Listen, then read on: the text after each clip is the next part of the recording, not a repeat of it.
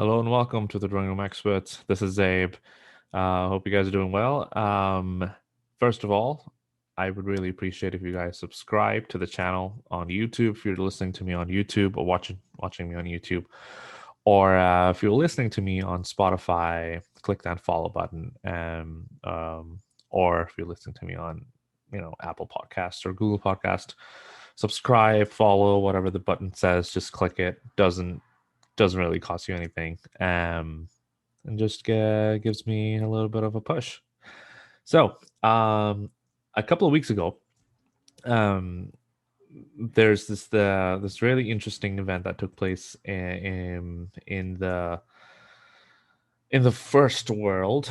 I would say it's strictly in the United States, where we finally saw two out of the three famous billionaires in Jeff Bezos and Richard Branson make their way into space, into what they were describing as the first commercial flight to space. Obviously, people have gone to space before that, but this is much more. This was more to really encourage and break barriers into space from a more commercial perspective. So people like you and me, and I say that in inverted commas, um, could discover and enjoy space. And when that happened, although this has been in discussion for a while, for years, because these guys have been planning on it and have been very open. They've been very open on on their intentions of going into space for quite some time now. But then I think the debate really blew wide open into what I wanted to discuss, and this was the proponents, the supporters of this particular venture, and the critics. And it is kind of a dilemma, so which is why this is one of those dilemma episodes that we're doing today. And before I really dig into this one and talk about both sides, trying to understand what both sides are trying to say, or in support or in against the notion, I want to point towards another dilemma episode that I did a few weeks back, maybe even months. It was on mountaineering, and interesting that I'm bringing it up because I recorded that at the outset of when three mountaineers in Pakistan, while they were climbing the monster mountain that is K2, went missing in early February, and obviously they couldn't be found and were later declared dead. And the reason why I feel like it's kind of current that I'm bringing this up again is because I just read earlier today that their bodies have been found after like 150 odd days, which is quite sad and something to sulk about. But the reason why I wanted to bring that episode up, when I discussed mountaineering as an expedition by the humankind, as to why it is or it is not really important when people actually end up losing their lives. One of the points that I made was that mountaineering it represents more than just the act. It represents the audacity of a human being to really accomplish something, no matter how big of a mountain, pun intended, is in front of him or them.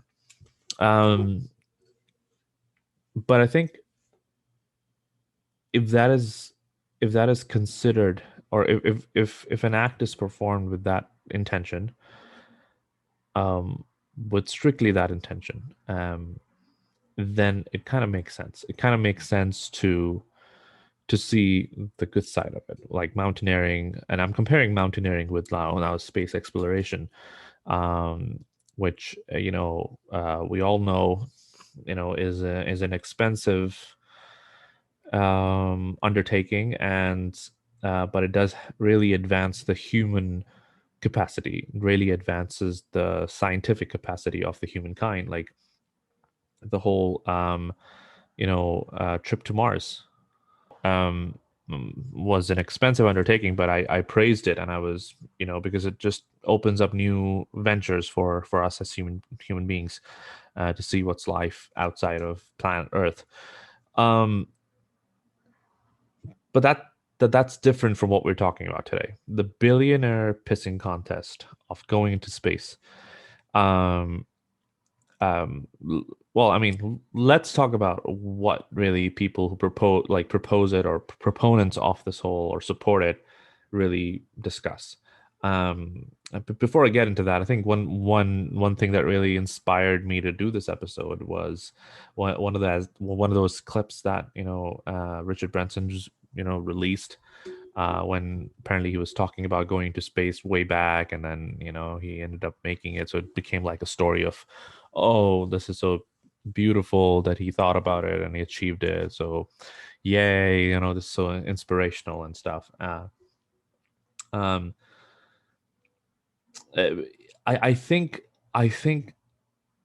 that is a it is it is a great story in itself, but um here's where I start to lose it. Here's where I start to really um, go berserk as to how these things are portrayed. I think the portrayal is the issue. Now, don't get me wrong. I'm not going to say that what billionaires should or shouldn't do. That's totally their point. That's their money. Whatever they want to do, they want to burn it. They want to go to space. They want to go to fucking Mars or Jupiter or whatever. They can do whatever they want to do. That's fine. My problem is when whatever they do is projected or perceived or even marketed as this great human achievement, and whatever they're doing is great for all of us and we should all be happy for them.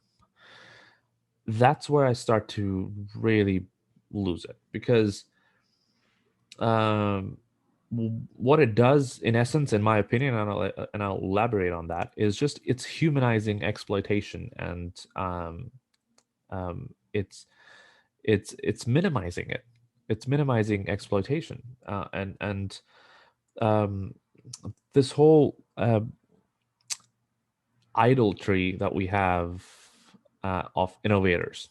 You know, it's morphing into this phantasmagoria, um, which is insane. But I think and it may not be coming just from them. I think it's the whole media wing arm that they have around them that really starts to push and perceive it as this great human thing that they're doing, and that they're all doing for us. They're helping us as human beings to achieve our dreams and go into space. I think that's where I have my issues. Now, am I going to be pissed that Jeff Bezos has more money and can't afford the space flight? No, probably earned it, right? Um, am I pissed that Richard Branson, with all that he has, the private island and an airline, and apparently treats his employees okay, well, although um, asking for government help last year in the midst of COVID to help not fire his employees was kind of a shitty move when you own a private island. I'm pretty sure you can find some cash under the rug to really help your employees if you really meant to help them. Um, so but yeah, despite all of that, if they still want to do whatever they want to do, then fine. My problem arises is um, when this is portrayed as some heroic thing, as if that we should be thankful to them. We should be bowing down to them, saying that, oh, you guys are amazing. Thank you for teaching us how to live our lives and be inspired. And I've seen so many people on Twitter. My timeline have been full with people arguing for them as if like they get getting paid for it. It's ridiculous. It is so nauseating to see people really suck up to the billionaires, um, to an extent where it just seems it's nauseating, and it's really. I mean, I start to read it and I'm like, oh God, it's too much, and I move on. Um, the issue is that, I mean, they they say that, who's to say that this little step that they took to go into space is going to open new doors 50 years down the line, 20 years down the line. Then we're going to be looking at this moment and say, hey, those guys were visionaries, and they opened the door for some fantastic space exploration, commercialization of space. So we we should bash the people who were against them at the time. I mean, that's still iffy, right? You can't say that's the case. I mean, even if you were to say that next year or a couple of years down the line they commercialize space, do you think people can afford it? Do you think people, how many flights is it going to take for them to go to space before people start actually feeling comfortable? I don't I don't think I think it's going to be a while before. I mean, I know people. I mean, I was just reading a quote from Kevin Hart, the famous Hollywood comedian. He was actually asked to go on one of these flights with either Jeff Bezos or Richard Branson, and he declined. And he says in his quote that it's not about the money. It's just that if I was 60, 65, and the chances of surviving in one of these things is pretty close. It's like a 50-50 thing. It's a hit or miss, right? So he was like, I'm not prepared to take those chances. So this is a person who's a millionaire, multimillionaire, has the money, probably would have, you know, gained more popularity had he decided to go, and probably even um, asked for money from both these billionaires to do so as well. So, but he declined because he was like, it's too risky. I think that's the case. So if people like him are feeling it that it's too risky, how do you think people like myself and you will react to commercialization of space? So before we get into like, oh, this is going to commercialize space and open a whole new chapter in the human race, I don't think it does. I don't see that happening just as soon. Um, the other thing is if they are to take an action by these billionaires and really magnify it to an extent where they say that, hey, who knows, maybe this becomes something big for the industry and for the world, and let's think good about these things, right? Let's be supportive of these things. um it's a question of ifs, right? It's a question of ifs and buts. It's no one knows for sure if this is going to happen. But if they really like to play that game, like to play the game of ifs and buts, my question is, um, if Jeff Bezos and Amazon had been paying their fair share of taxes all these years, um, and had there been a wealth tax on the filthy fucking rich in this country, in the United States, would these guys had still the motivation to really throw that kind of money into space exploration? Not, I mean, I keep saying space exploration when it's not even exploration. It's just seeing the world from outside. It's just it's a um, you go into space for a few minutes and then you come back. That's it. You're not exploring anything. You're just viewing the the solar system, and even that you're just viewing the Earth and probably the Moon. I don't know, for a few minutes and you're back. Um, so would they still do it? I think that's the question to be asked. I don't think so. So if you're playing in ifs and buts, if you're playing in what could be and what couldn't be, here's an interesting question that for you to ponder and ask yourself: would they be willing to spend crazy amount of money into this pissing contest? No, they have earned their money and they know how to earn it. They know how hard they've worked all their lives to make it so far. They're gonna throw it away. Do they throw it away because we as people and as governments, we treat them as babies. We treat them like, they're the ones who run the economy. They're the ones who really, inspire people. We're looking at them for inspiration. We're looking at them at economic welfare. We're looking at them for everything to solve world hunger and all of that. Um, and then also for Richard Branson and Jeff Bezos to come out and talk about this as this kind of like they're like fucking Neil Armstrong and walking on the fucking moon for the first time in '69. It's it is so bizarre that media would give them that much attention when if they are really serious about solving some of the world problems, if they're really serious about really contributing and leaving a mark on planet Earth for them, they would pick up one of the non-sexy issues like hunger, even not world hunger. Fix your own damn country first. God knows the United Kingdom is going through a lot of shit these days. Why can't Richard Branson, Sir Richard Branson? Um, I'm not sure why was he even given that title for just being a business. Like, are we just giving titles for people making money, lots of money? Is that their achievement now? Anyway, um, why can't he? Why couldn't he have thought about that as a way to really leave an impact? If he wanted to leave an impact on the world, if he wanted to do this for himself and really boost his own ego, have dicks flying up into space, then say it like that. Don't come out to me and say, "Oh, I'm doing this for you." No, you're not doing this for me. You're doing this for yourself, and that's fine. You don't have to do things for me, but you don't have to do things for yourself and then brand it as if you're doing for me. That's my problem, right? My problem is some people on the left, they go as far as saying that they shouldn't do this. I mean, I get where they're coming from, but we can't really dictate how people spend their money. If they want to do it, do it.